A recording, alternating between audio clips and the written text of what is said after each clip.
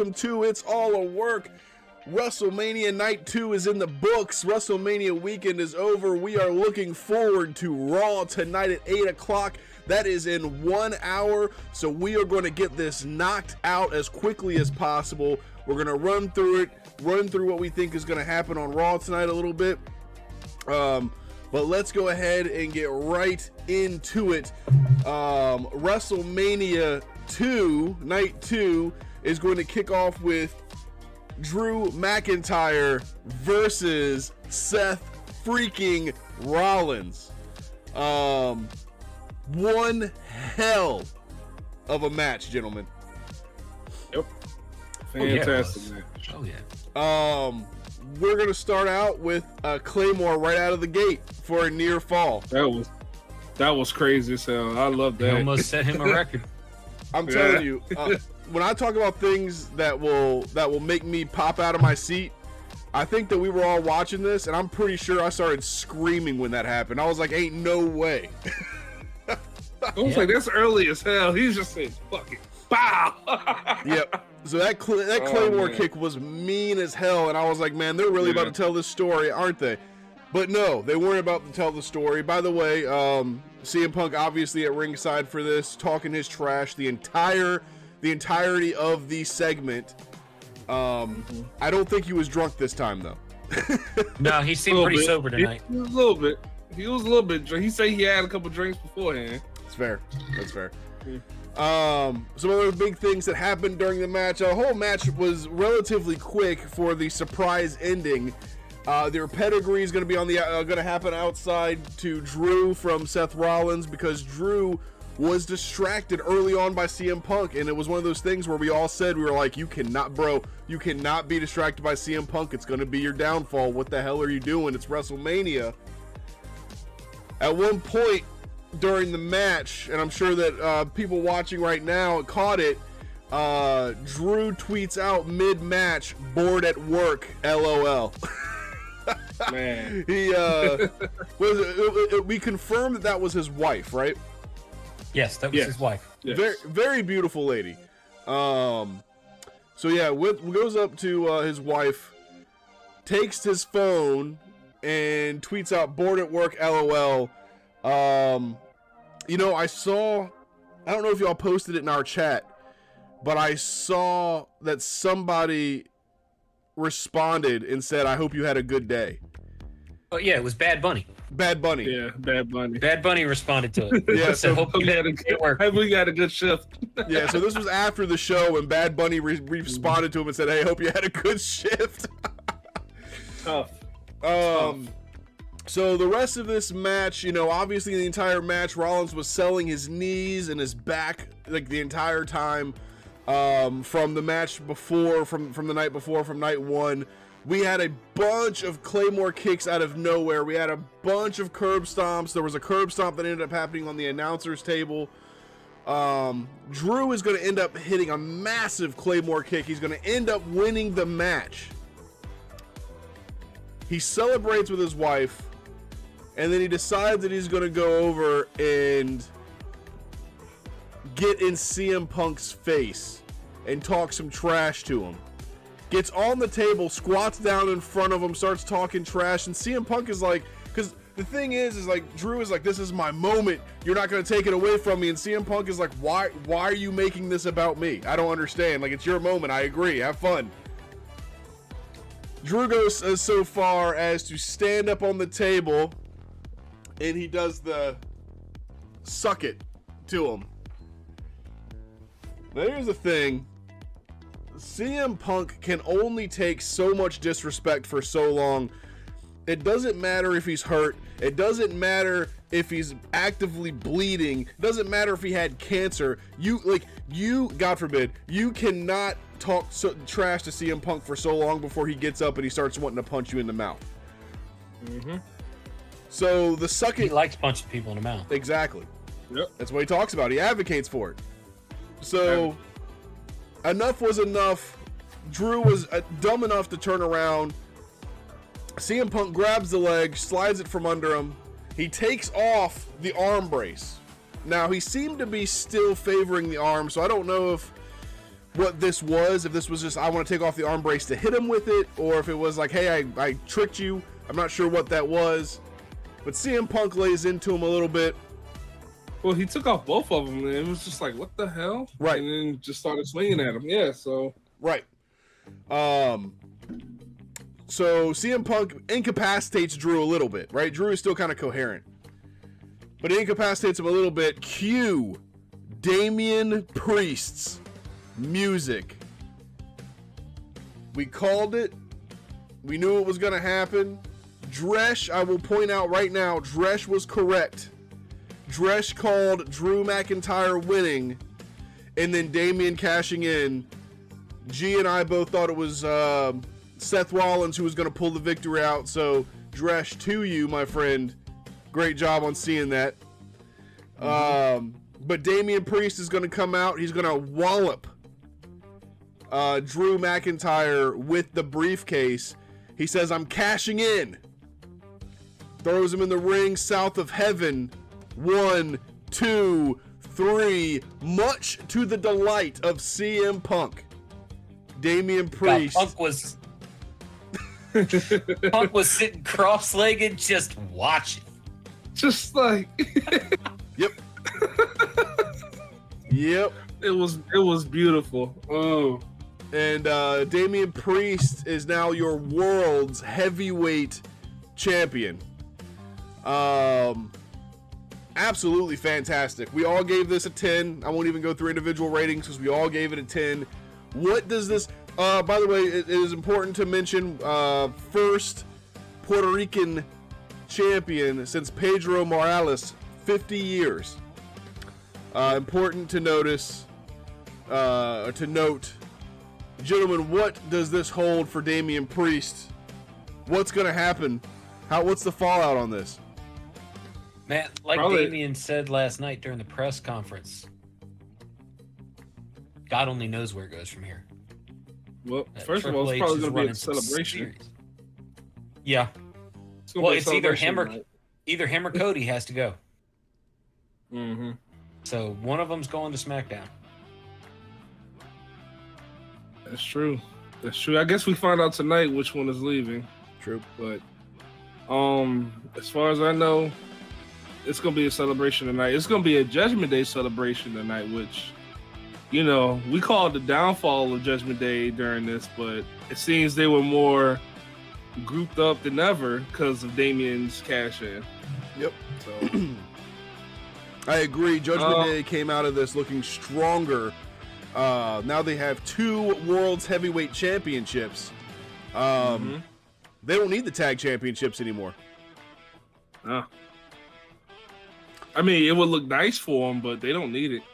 So, gentlemen, wager, who goes after the championship first?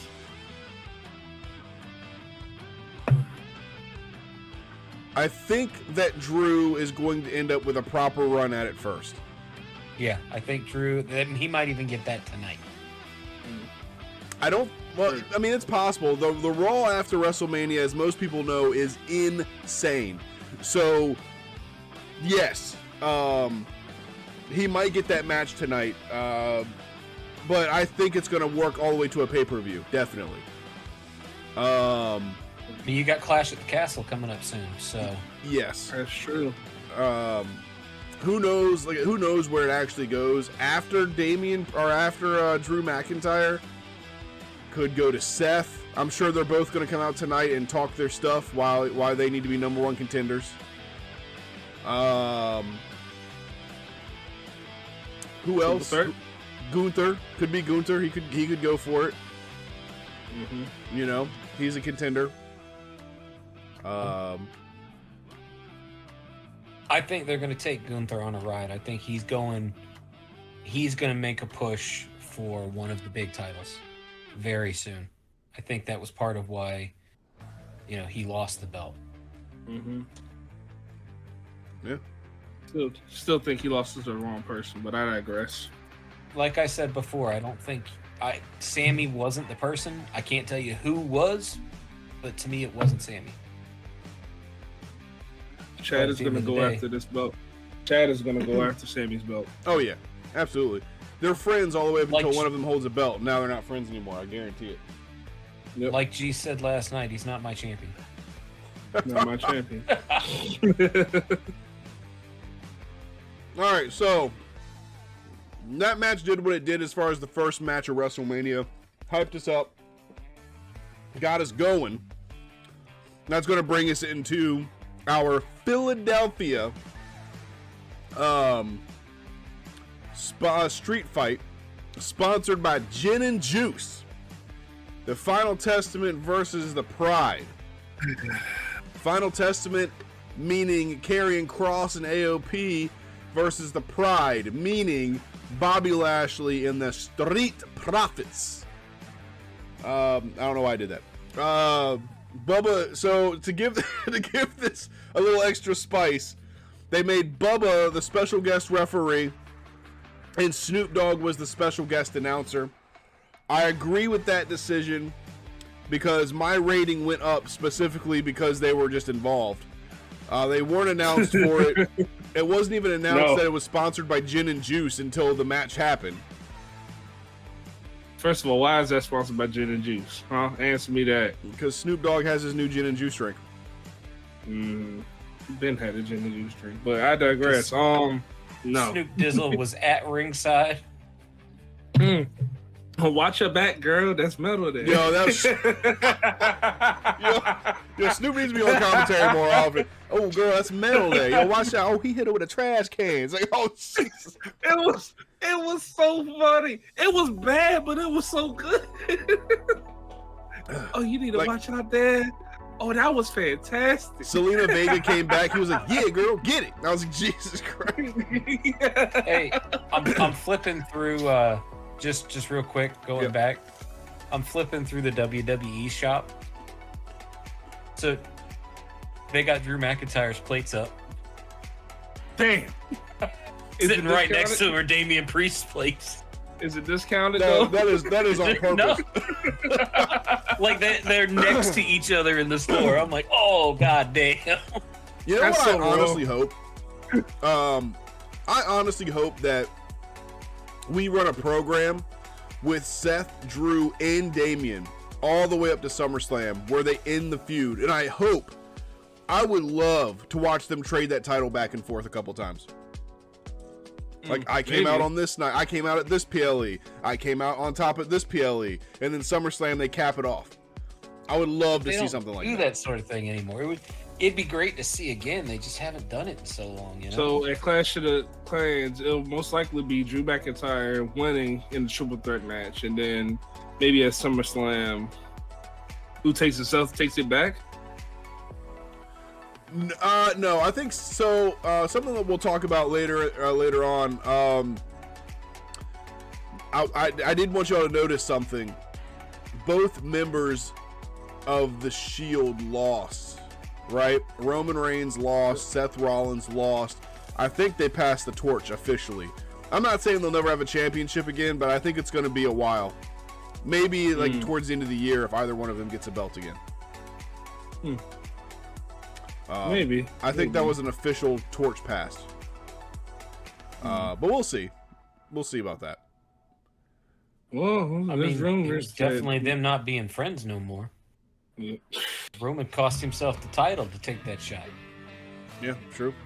So anyway, back to the Final Testament versus the Pride. So WrestleMania is supposed to do something, right? G talked about it before yesterday. You have your ups, you have your downs, right? So you start on a high, you end on a high, and then you have your kind of whatever. Final Testament and the Pride, while it was still a good match, that was one of your downs for the night, right? So a couple of things that happened that I made note of, like there was a kendo stick beatdown on Bobby Lashley. There was a neck breaker that happened on the stairs to Lashley. Montez Ford did a flip over the top rope to the outside to AOP and took them out. That was pretty dope anytime he does that because he clears the turnbuckle and the ring post, which is just freaking crazy. And then, there was a 3D through the table for the victory. Obviously, they The Pride did the what the thing, you know, with Bubba's help. Fantastic. Good match. Capped off a feud, I believe. I do not know where this feud goes from here, if they continue it or if it's done. If it is done, I don't really know who they feud with outside of maybe Lashley and Karrion are going to be maybe in the United States picture, or maybe they're going to try to go for whichever title goes to SmackDown. Maybe AOP and the Street Profits get involved in the tag team division now that there's a tag team, you know, championship there, because now we have to focus on that. We got to build that up. So, you know, the match was rated me 7, G 7.5, Drushin 6. Gentlemen, just talk about the match a little bit. If anything stuck out to you, where do you think we potentially go from here with this? I'm not 100% sure. I mean, it's like you said, there could be a feud with, or Bobby and Karrion could go for one of either the United States belt or international belt, or intercontinental belt. Sorry. Street Profits tag team, same with AOP. They're monsters. They're eventually gonna win a tag team championship down the line. B-Fab and Scarlett, I feel like those two are still gonna have a feud somewhere in there, just because it just seems like they didn't get their chance to get it out, you know. But honestly, I'm not 100% sure. Honestly, hell, they could do a mix and then all of a sudden Final Testament feuds with LWO and the Pride feuds with that was it Legado del Fantasma. Legado del Fantasma, yep. Yeah. So it honestly is up in the air. It can go anywhere. Yep, indeed, and I agree. I kind of agree on that too. I don't really see too much in the way of. There's really no set path from here. It's going to be a lot of. Let's just see where it goes. Creating new storylines. Yeah. Yeah. They're saying it's hard to kind of really gauge where it's going to go from here, especially since we haven't been too invested in this angle as well. Speaking of something else that we weren't too incredibly invested in, but it was necessary for LA Knight to win this. AJ Styles versus LA Knight. Me and Dresh gave it a 6.5. G gave it a 7. You know, during this match, Styles focuses on the left leg of LA Knight. You know, one of the bigger things, I guess, one of the biggest spots in the match, at least for me, that I saw, you know, there's a big back body drop on the concrete at one point, quote unquote concrete. Oh yeah, because it was the stage, because they pulled the padding up. Yeah. But you know, ultimately, LA Knight's going to win via the BFT, blunt force trauma. You know, this was a good match. Overall, definitely designed to make to show that LA Knight has star power. Definitely designed to show that LA Knight is the future, AJ Styles is the past, yada yada yada. I believe that AJ Styles probably goes on a break after this. Where do we see LA Knight going now, though? I don't know. I don't know if AJ Styles goes on a break because he just came back from a break. So I feel like he's gonna get in one of the he's gonna try at least get in one of the contenders for the belts, because you know, again, it's up in the air now. Like, it's the first start. It's a new season. And it showed that match. Yeah, it's a new era. Thank you. It showed AJ Styles' strength, because the way he caught LA Knight and reversed it and almost had him into that Styles clash. That was crazy. Yeah, I was like, it showed his steroid use, workout method. You know, the strongest. He's starting to catch people. He used to be the one to get caught. Now he's starting to catch people, and I'm like, God damn. So honestly, I don't know where that's gonna go, but LA Knight, I can see him going against Logan Paul, maybe next, trying for that. But again, Okay. it's up in the air. That's an interesting run. I mean, I don't think the whole. Okay, yeah, I could see that actually. Logan Paul LA Knight. I can see that. I think that'll be a good program. I'm sorry, I work. I apologize. What was the what was said? The last No, thing. I was saying LA Knight going against Logan Paul. Maybe. I think that would be a good program. I think it would be good. Definitely. I think AJ might get involved with Karrion or maybe Bobby. Probably Bobby would be the more, you know. I think AJ had his program with Karrion in the past. Yeah. So, and not to mention Karrion and AJ are both heels right now. So getting involved with Bobby would make more sense. But that's just so they stay relevant. You know what I mean? So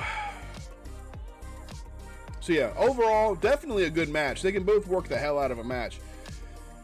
The story aspect, while it was there, it just wasn't hyped enough, in my opinion. I don't think it was really hyped. They tried to hype it. They really tried. They just... I don't know. I don't know if the angle wasn't there or what. I mean, they tried multiple times to try and bring people into it, and it didn't grab me, you know. Like Paul said, they're trying a bunch of different things. They're trying to see what people like, what people don't like, what sticks, what doesn't. In my opinion, this one just didn't stick. This is an angle they don't need to go for anymore. Yeah, and the crowd was mild for these two matches. And then after this, the crowd was... And again, the crowd wasn't especially crazy for these two nights, but they were definitely more mild for these last two matches for AJ and Knight, and then the Pride and the Final Testament. So we're gonna go ahead and go right into KO versus Orton versus Logan Paul. So fantastic match, honestly. Like through and through. It was good. It was good. These three people have such a good chemistry, and what this really did for me, at least, is solidified that Logan Paul is actually a player. Like, people don't like him. I don't like him. I think he's a douche nozzle. But the thing is, like him or not, like, he's supposed to be a douchebag. So like him or not, he's doing his job. He can do the moves. He's athletic. He's strong. He puts the time in. He puts in the training. He eats his Wheaties. Whatever the hell. Logan Paul is actually a player in this game. He's a wrestler. He drinks his steroids. Yeah. He's a pro wrestler. His prime. I don't know My bad. that. My prime. Yeah. Prime. He drinks his sugar and water and color. So, I rated it a 9. Dresh rated it a 9. G, I can't remember what you rated it. It was a 9. It was a 9? Okay, I just didn't write it down for some reason. So, G also gives it a 9. Again, very fantastic match. Sammy's going to be greeted by Sammy is going to greet KO as KO is going out of the ring, similarly to the way KO greeted Sammy when Sammy won the IC belt. Sammy has his IC belt, though, and he shows it to KO, and he says, grabs him by his face, he says, "It's your turn now, go out and do it, go get it done." KO slaps Sammy, which I thought was hilarious. Like, KO, it's funny, but he goes, "It's your turn now." Goes out to the ring, everybody comes in. Logan Paul's going to spend the first couple minutes of this match just trying to get Randy and KO to fight each other. Folly. It ain't gonna work. They beat the hell out of Logan Paul for a good minute. They tease a possible attack of each other when Logan pushes KO into Randy, but KO's like, "Wait a minute, no. He pushed me, whatever." And he was like, "Oh, okay, that's fine, whatever." But then moments later, after the beatdown, they both attempt to pin Logan at the same time, and they both stand up, and KO's like, "You really want to do this right now? We're going to do it? Fine, we're going to do it." And they start just like beating the hell out of each other. No. No, that's after. No. What happens is They go for the pin, and then KO like, do you want to do this now? They were like, nah. So KO goes and attempts to grab Logan. Randy sneaks up behind KO and attempts to RKO, but it doesn't work. And then he turns around, he's like, That's right. That was fantastic. Oh my god. Told him it wasn't his fault. He said it wasn't my fault. It's not my fault. That's right. How was it not his fault? It's not my fault. It's what you're wearing. You invited me to do it. You can't turn your back on a Viper. Everybody says that. It's real. Yep. You can't turn your back on them. No, you're right. So then they start getting into it, and then we're gonna have our proper 3-way match. We end up getting like a double cannonball to Orton and Logan. That was amazing. Senton Codebreaker from KO to Orton and Logan. So Logan was the Senton receiver, Orton was the Codebreaker receiver. Obviously the Prime Bottle was what's his name? Oh, I Show Speed. I Show Speed. So the Prime Bottle ended up being another friend of Logan's.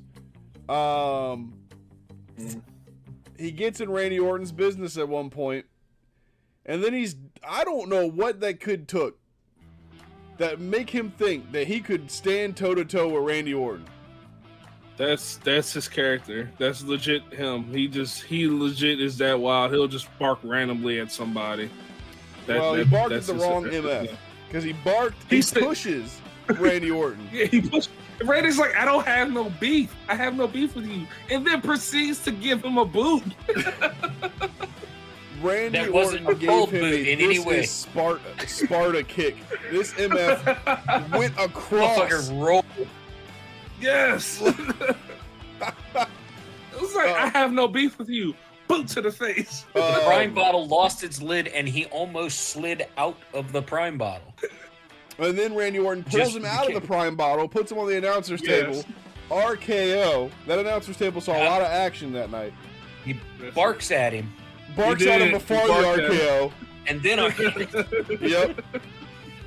However, ultimately, all of this was just a build up to the very end, which is Logan Paul winning after Randy Orton RKO's KO. And then Logan hits a frog splash on KO after he disposes of Orton, throws him into the ring post. Orton's out of the ring. Boom! Gigantic frog splash where he got insane major air. That man got so much air. Yes, he did. And I say you got to give him his props for that. He literally did throw caution to the wind there, and then he did. Logan wins, man, and now we've got our dangerous trio. We have Logan and then A-Town Down Under. They're going to be talking about it on SmackDown on Friday. I guarantee it. Yep. And then we're going to come to Bayley versus Io Sky. Good match, good execution. I gave it a 7.5. G gave it an 8.5. Dresh gave it a 7.5. Some highlights of this match are going to be Io doing a moonsault from the top rope to the floor. Io at one point hit an insane missile drop kick that knocked Bayley out of her life, and then Bayley's life came back to her. We get a sunset flip powerbomb into the turnbuckle. This is from Bayley to Io. Io does multiple moonsaults during the entire match to Bayley. At one point, Io's going to reverse the Rose Plant with a handstand, which was fantastic. However, Bayley's going to end up going over by the end of the match. Bayley is going to be your new undisputed Universal Women's Champion. Like I said, it was a good technical followed match. It ended a feud. I think Damage Control might disappear for a little bit, or maybe focus on somebody else at the moment. We'll see how that goes. But ultimately, if they continue ganging up on her, you're going to make your new women's champion look weak. You know, and you don't want to do that. So what I think might happen is I think because Io's gonna want to invoke that rematch clause. I feel like, and then you'll get Damage Control to come out, and then you'll get Jay, Bianca, and Naomi. And I feel like Bianca and Bayley are gonna get into it because there's still beef there. Bianca and Bayley. Yes, I can see that. Bianca I can and see that Bayley. as a setup. Absolutely. I can see that happening tonight. So, or Friday. I forget what the titles and everybody who's for everybody, what title goes to which show. But I think that Bianca versus Bayley is going to be coming up. I can see that, and that would give Naomi and Jade a little tag team kind of run, maybe. Mm-hmm. Check out the Kabuki Warriors. Yep, absolutely. So yeah, ultimately, again, good match. Showed off Io Sky's in-ring ability, but just ultimately, it makes sense that Bayley is the champ now, in my opinion. I'm not saying that Io isn't good enough, because Io is good enough. It's just right now, it's not. It just wasn't what the company needs in a champion right now. Seems like they didn't really present her out that much. Right. Like there was no real matches with her It wasn't showing what out. you would call a face of the company. Yeah. So again, a lot of fans online like to say that she wasn't presented right. She wasn't presented right. However, I still say it's 50-50. And my biggest thing with that is look at Cody Rhodes and what he did with Stardust.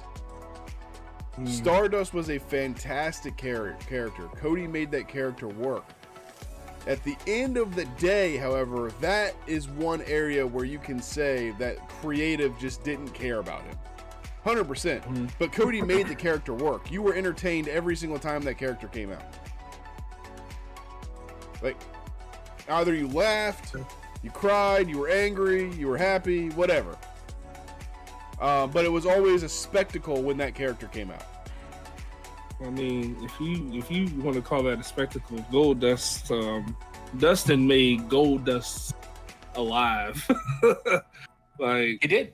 He very much he did. made Goldust alive. Like he had so many spots where it was just like, what the fuck is going on? Like he had the stuttering, he had the very feminine Goldust, he had the personality drama of Goldust. I mean, I like Cody and Stardust, but it wasn't. It just didn't hit home for me. Now the undashing Cody Rhodes, where he had to wear the face mask, which he doesn't like to talk about. I thought that shit was fantastic. I thought that was great. But that's just my opinion. Yeah, something cool about Cody Rhodes and moving into the Roman versus Cody match is that I explained it last night a little bit, but watching Cody's evolution. His entire family's evolution, how Dusty was treated as a joke when he came to WWF and he left, and then Goldust came in and they're like, oh, you're a Rhodes, well, you're a queer wrestler or whatever, so you have to be that. So like cross-dresser / masochist, I don't know. Right. He was wild. Right, like you're all of these different things. It's wild and crazy. That's your character. You have to go be that. And he kind of made fun of his character, and he didn't have. I mean, he made success despite what he was being given. Yeah. Same thing with Cody Rhodes. He was given all of these different angles, and then he went out and he made his own success despite being given these different things. He went out and he created AEW, and now we're going to come to the point to spoiler alert. Now it's come full circle and Cody's the champion. The story is not done. It has just begun. Expect that phrase to be said tonight. Shut up. I'm ready for the story to be over. Look at the shirts from last night. The shirts don't say you finished the story. The shirts say the story continues. I'm over the fucking story. I'm over the fucking story. I'm legit over it. Put it to bed. It's all a story. The story's not going away until Cody's not your champion anymore. I promise you, they're gonna run that. I know. I'm over the story though. It can be put to bed. The book's over. Start a new book. Fuck. I'm over it. Well, it's no longer going to be finish the story. People are. It's no longer going to be. I need to finish my story. People are going to say, I'm going to end your story. That's going to be what the heels say. Like all that will be a thing. But we're going to get to Roman versus Cody. Now I'm going to be honest. I really didn't take any goddamn notes. I was so damn hyped for this effing match. So Don't hyped. let him lie to you. He couldn't watch the damn match. I know, right? Part of the match shit was buffering. Oh, also, yeah, part of the match, my internet kept going out, so that also is a effing problem. Fix it, Verizon or Cox or whatever damn internet I have. I don't even know anymore. Look, who you got? it's Cox. I have Cox internet. That explains. Are you surprised? Yeah, Wow. that explains So, Roman versus Cody. Cody has this stupid-ass Triple H-esque mask when he comes out to the ring. Look, that's dumb. the only shitty thing about his entrance.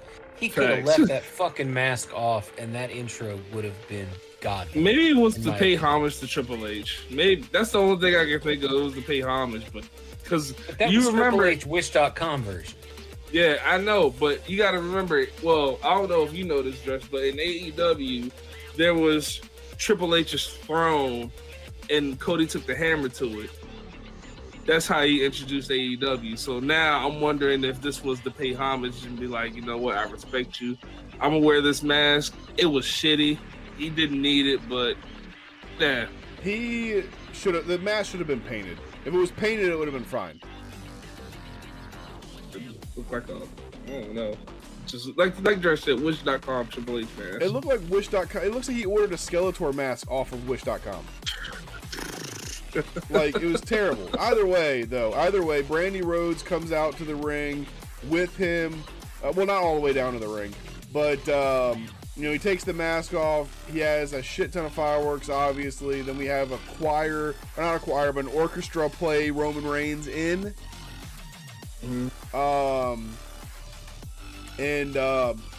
We have one of the better matches of the year so far, in my opinion. Now, not a lot of flips, not a lot of, crazy high intense action. I want to be clear about this. Not every great match has to have that.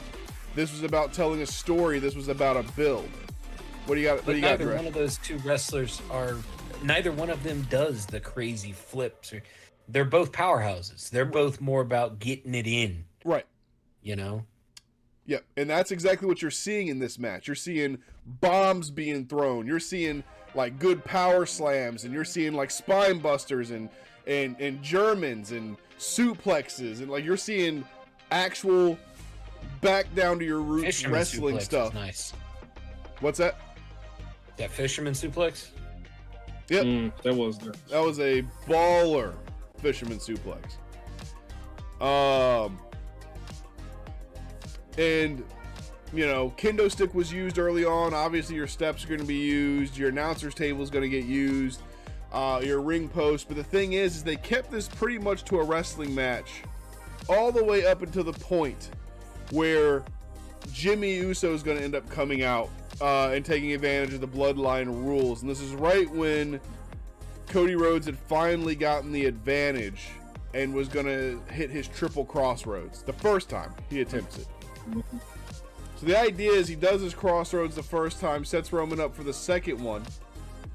Jimmy's going to come out and hit a super kick.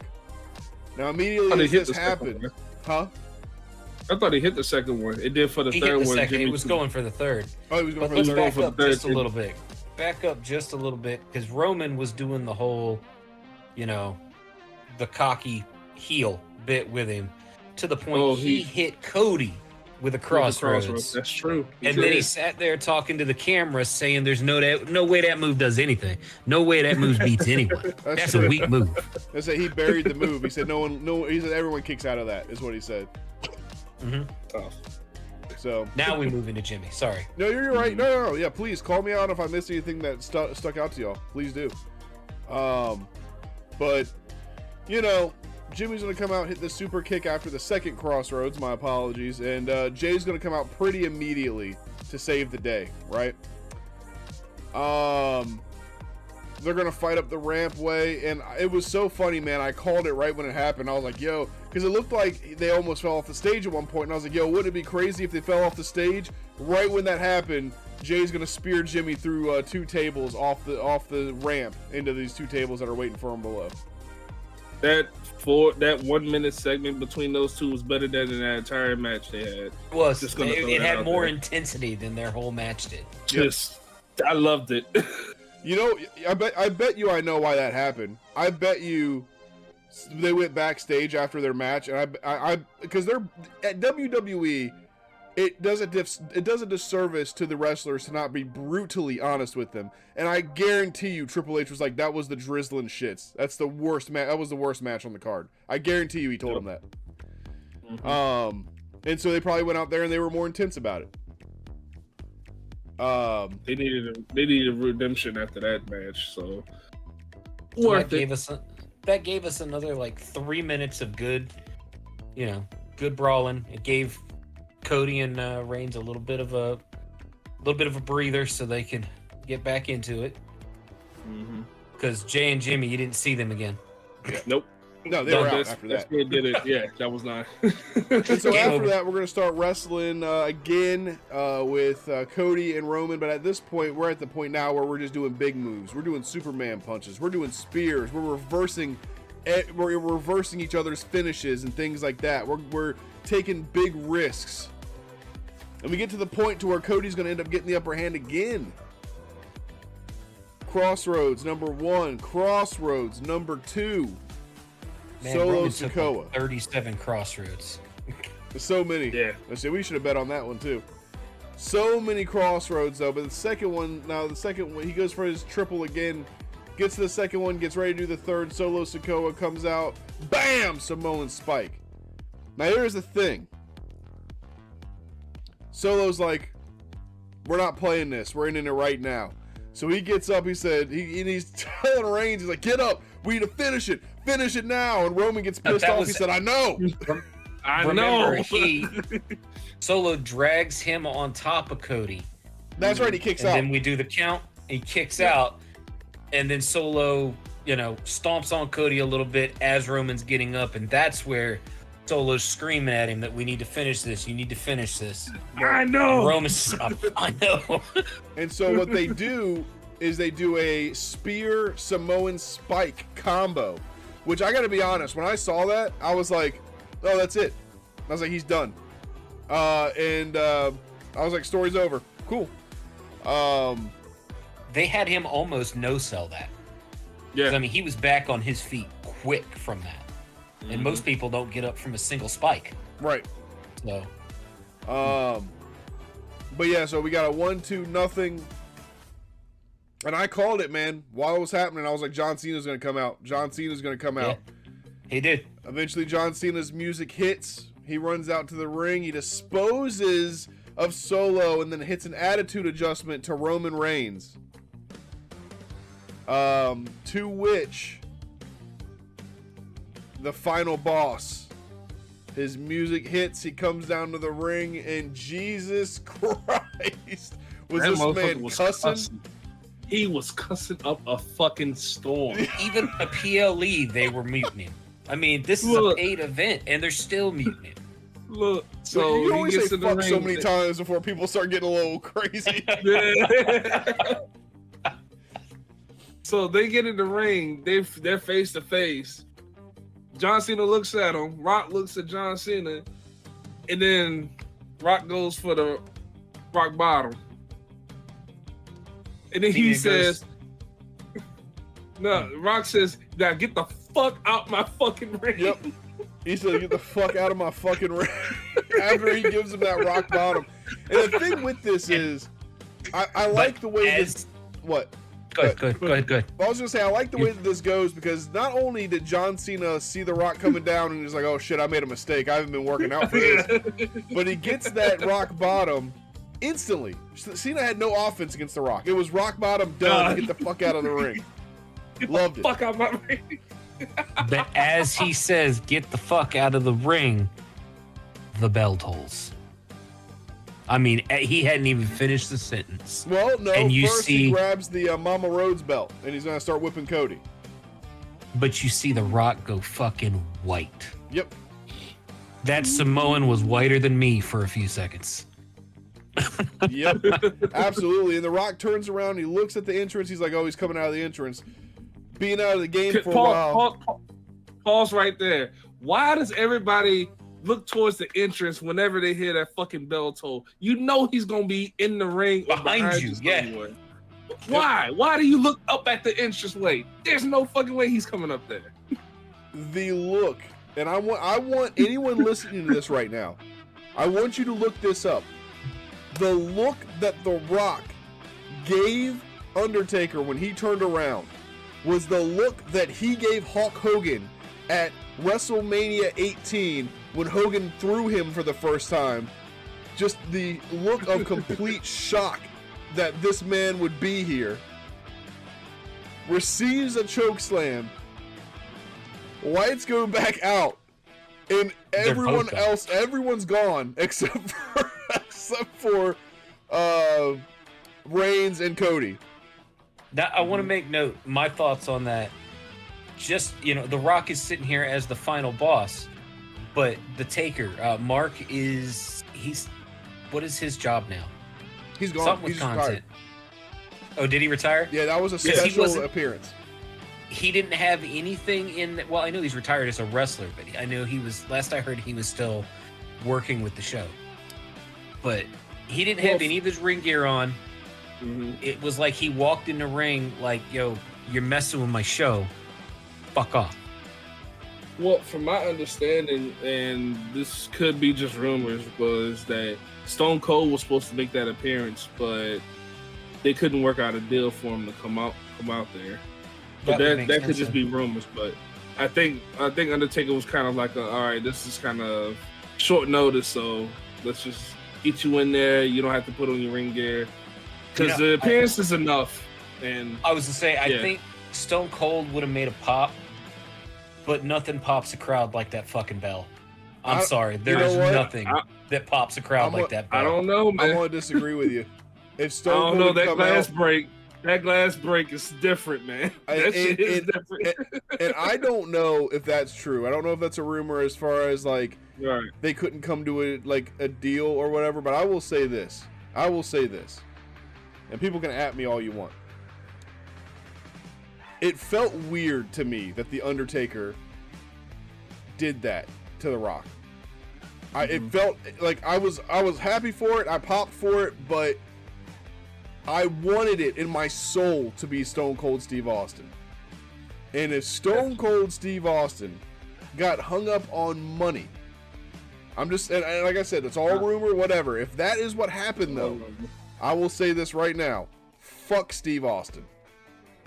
That's fucked up. Damn, the man's got enough money. That would have been a crazy ass pop. That's what I'm saying. He's got enough money. Like, and if money for someone like Stone Cold Steve Austin, if it came down to money, if that is what happened, fuck him. Because, like, in my opinion, dude doesn't care about the fans. Because, like, here's the thing: to be in the main event of WrestleMania, you're making a lot of money. To make a 2-minute, 3-minute, 4-minute appearance, I mean, Stone Cold could probably get $200,000 out of him for just walking out of the ring, hitting a stunner, and leaving. So, I'm just saying, I hope that it wasn't a money thing. I hope that he had some other obligation or something like that. But, like, if it was money, that's fucked up. Yeah. Because, I mean, I was happy with The Undertaker coming out. However, just imagine that rivalry between Stone Cold and The Rock, all those WrestleManias. That shit would have been insane. Yep. That would have been, I don't know. It would have just took that shit to a new level. Indeed. I don't know. And people have been rumoring for a while that Stone Cold was going to be there. Mm-hmm. You know? So. Even Stone Cold, was making suggestions and leaving a breadcrumb trail leading up to it. He was. So, Maybe something else happened. I don't know, but god damn, that would have been a hell of a pop. That would have just been insane. Everybody would have lost their shit. Everybody could have went home that night. Just I didn't need to see the end of the match. I got what I wanted. Indeed. But either way, Cody Rhodes is going to end up doing the triple crossroads. He's going to end up winning. People are going to come out. People are going to celebrate. Samantha Irvin, bless her heart, crying at the end of it. Like if you watch the video, she was crying that Cody Rhodes finished the story. And again, that girl gets into the show. I love her so much. Like she's an outward expression of the internal feeling we get as adults when we watch wrestling that we can't let out anymore because we're adults. Like to see her do that is absolutely fantastic. Like I popped like her a couple times during the night for Damien and stuff like that. Obviously I didn't cry, but like I popped pretty hard for, you know, certain different things, which still sounds bad. We gotta figure out another word. But you know, just watching Samantha Irvin have that emotion and, you know, oh, you know what? Something we're skipping over, and we shouldn't skip over this. We got 5 minutes, but I want to talk about it. Seth Rollins came out as the Shield. He did. Yep. Roman had to choose between. He had to choose. He had to choose.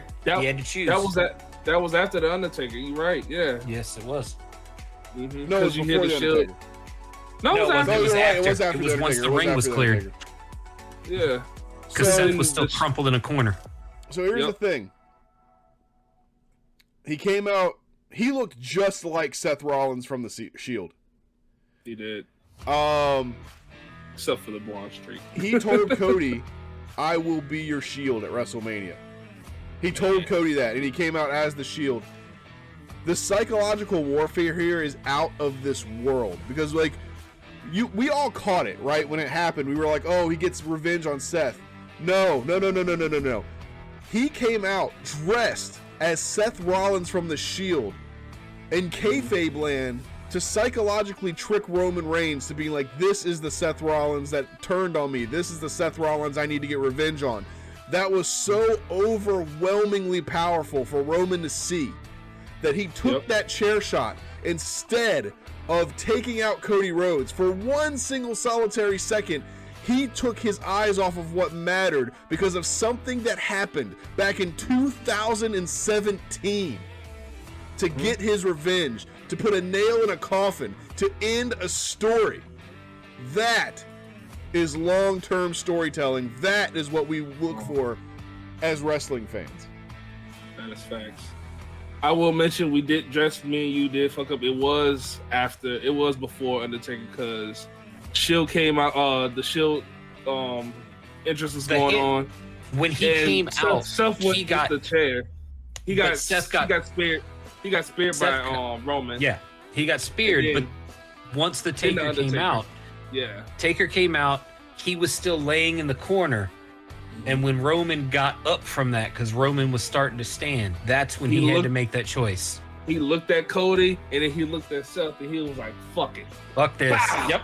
See that. And if you notice, Seth fell the same way Roman fell into the ropes. That you're right. That is some long-ass storytelling right there.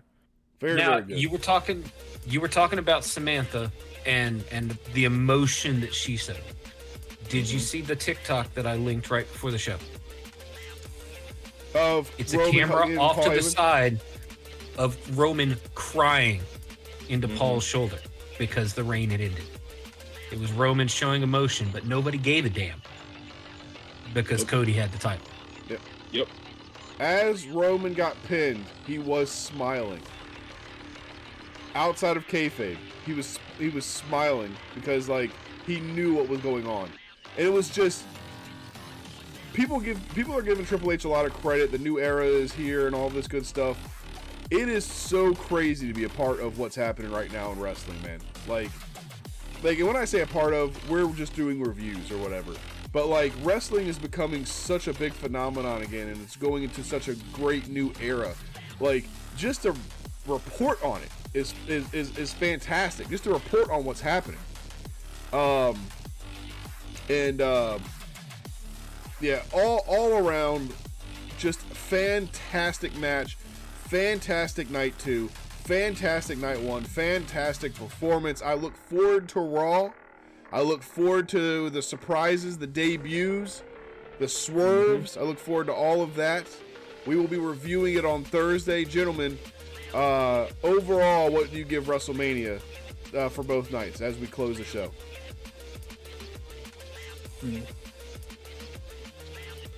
A 9.